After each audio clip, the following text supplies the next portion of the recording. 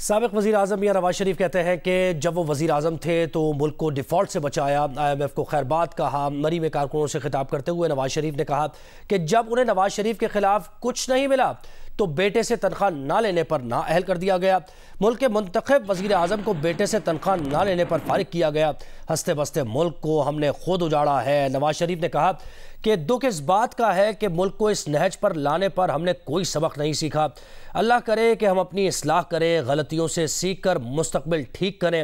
نواز شریف نے کہا کہ امریکی صدر نے ایٹمی دھماکے نہ کرنے کے لیے $5 ارب کی پیشکش کی، جس کو ٹھکرا دیا، اپنے ضمیر کا سودا نہیں کیا۔ اس کے ساتھ ساتھ میاں نواز شریف نے یہ بھی کہا کہ پہلی بار انہوں نے سندھ میں کوئلے کے ذخائر کو استعمال کر کے بجلی پیدا کی۔ بہت باتیں سنتے تھے کہ سندھ میں کوئلے کی کانیں ہیں، لیکن ان پر کام کسی نے نہیں کیا تھا۔ کوئلہ ملک کی پیداوار ہے، ہزاروں میگا واٹ بجلی بنائی جا سکتی ہے۔ نواز شریف نے مزید کہا کہ انہوں نے دن رات محنت کر کے بجلی کے منصوبے بنائے۔ سابق وزیر اعلیٰ سندھ مراد علی شاہ صاحب نے پیپلز پارٹی کے سینئر رہنما ہیں، ہمیں جوائن کیا۔ وہ ہمارے ساتھ ہیں، پہلے سن لیتے ہیں میاں نواز شریف نے کہا کیا۔ ہم نے سندھ میں جو سنتے تھے کہ جی وہاں کوئلہ ہے پاکستان کے لیے بہت فائدہ مند ہے، یہ بہت ترقی کی بنیاد بنے گا یہ، لیکن اس کو آج تک کبھی کسی نے ترقی کی بنیاد بنایا نہیں تھا۔ 50 سال سے میں بھی سن رہا تھا کوئلے کی کانیں ہیں، لیکن جب اس کو استعمال ہی نہیں کرنا تو فائدہ کیا۔ ہم نے پہلی مرتبہ ان کانوں کو جو ہے نا، وہاں کوئلے کی کان کو جا کے اس پہ کام شروع کیا، کوئلہ نکالنا شروع کیا، اور پھر وہاں پہ بجلی کا کارخانہ لگایا جو آج بھی دیکھے جا کے وہاں کوئلے سے چل رہا ہے۔ پاکستانی کوئلہ ہے، یہ کوئلہ کہیں اور سے نہیں منگوایا جاتا، اس کے لیے ڈالر خرچ نہیں ہوتے، یہ پاکستانی کوئلہ ہے۔ تو اس کو جتنا مرضی استعمال کر کے تو اس میں آپ ہزاروں میگا واٹ بجلی جو ہے وہ بنا سکتے ہیں، شاید لاکھوں بھی بنا سکتے ہیں۔ تو کم از کم کسی کو اس کام تو شروع کرنا چاہیے تھا۔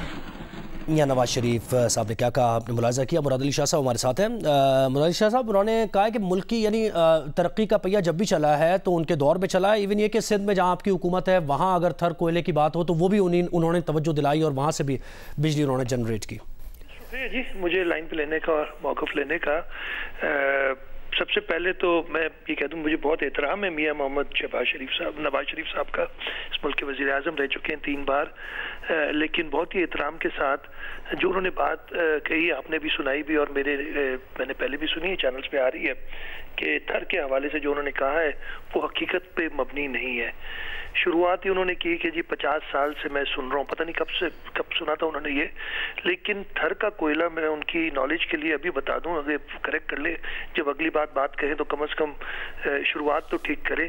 تھر کا کوئلہ 1991 میں ڈسکور ہوا تھا پہلی بار، یعنی اس کو 30-32 سال اب ہوئے ہیں، تو وہ 50 سال سے پتہ نہیں کب سے سن رہے تھے، تو دوسروں کو بھی بتا دیتے کہ تھر کا کوئلہ ادھر ہے تو شاید کام اور جلدی ہو جاتا، لیکن خیر عرصہ گزر جاتا ہے، شاید پرانی باتیں لوگوں کو کسی وقت عمر میں آ کے یاد نہیں رہتی، وہ الگ بات ہے، چلے اس کو میں ایک بیس نہیں بناتا، لیکن جو انہوں نے بات کی میرا خیال حقیقت پہ بالکل مبنی نہیں تھی۔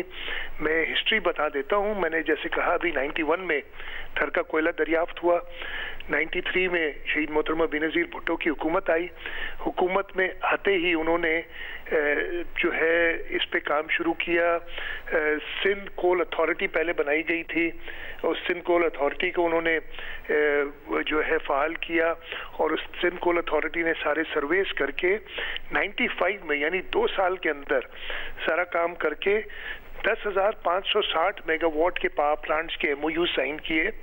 گارڈن وہ ایک ہانگ کانگ کے انویسٹر تھے جو اس سے پہلے کوئلے کا کام، کوئلے کی مائنز رن کرتے تھے آسٹریلیا میں، انڈونیشیا میں، ان کے ساتھ جو اس وقت مہارت رکھتے تھے، اور انہوں نے کام اپنا شروع کیا۔ 95 میں شہید محترمہ بینظیر بھٹو سائٹ پہ جا کے افتتاح کیا، گراؤنڈ بریکنگ کی، اس کی تقاریر موجود ہے، اور میں تو یہ ریکویسٹ کروں گا وہ تقاریر چلا دیں 95 کی، تو سب کو پتہ چل جائے گا کہ یہ تھاٹ، یہ ویژن، یہ ڈریم کس کا تھا پاکستان کے لیے۔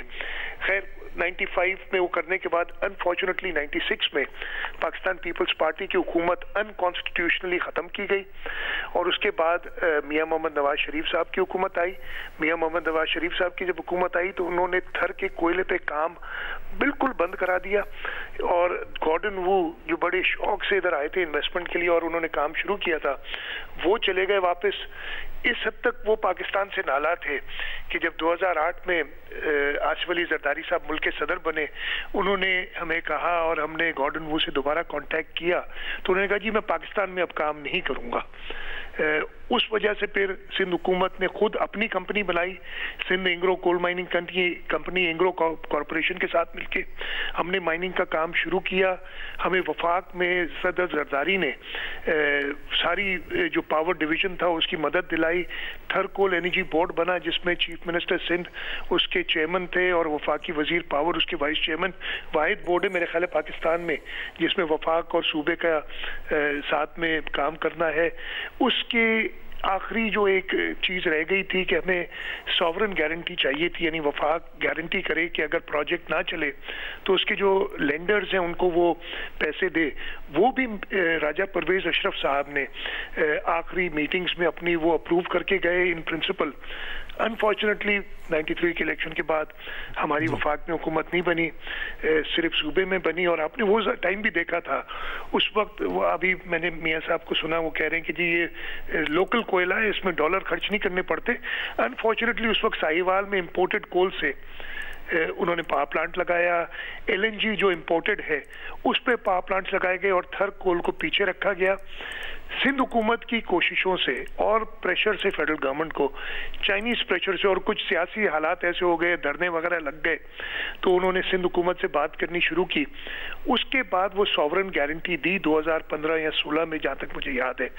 उसके लिए भी एक ऐसी शर्त लगाई कि जी हम सॉवरन गारंटी दे रही हैं, यानी वफाक पैसे अब गारंटी करेगा, लेकिन इस शर्त पे कि सिंध हुकूमत पहले हमें एक खत लिख के भेजे कि अगर ये गारंटी कॉल हुई यानी वफाक को पैसे देने पड़े तो हम सिंध के NFC के शेयर से ये पैसे काट लेंगे। हम ये नहीं चाहते थे, इसलिए ये अनकॉन्स्टिट्यूशनल हमारे हिसाब से था, लेकिन प्रोजेक्ट के इंटरेस्ट में हमने वो भी किया और वो सॉवरन गारंटी के लिए काउंटर गारंटी सिंध गवर्नमेंट ने दी। तब जाके वो सॉवरन गारंटी 2015 में मिली, 16 में। 2018 में कोल सीम स्ट्राइक की, कोल तक पहुंचे। सबसे पहले बिलावल भुट्टो जरदारी साहब कोल सीम के बॉटम तक जाके, और उनकी तस्वीर और उनके वीडियोस भी होंगे, अगर आप चलाएंगे तो लोग देखेंगे कि वो वहां पहुंचे। बिल्कुल, तो यानी मियां नवाज शरीफ की बात से आप कतई तौर पर आप इख्तलाफ करते हैं। बहुत शुक्रिया। सीनियर रहनुमा पीपल्स पार्टी के मुराद अली शाह साहब हमारे साथ हैं और पीपल्स पार्टी का मौक़िफ़ पेश कर रहे थे।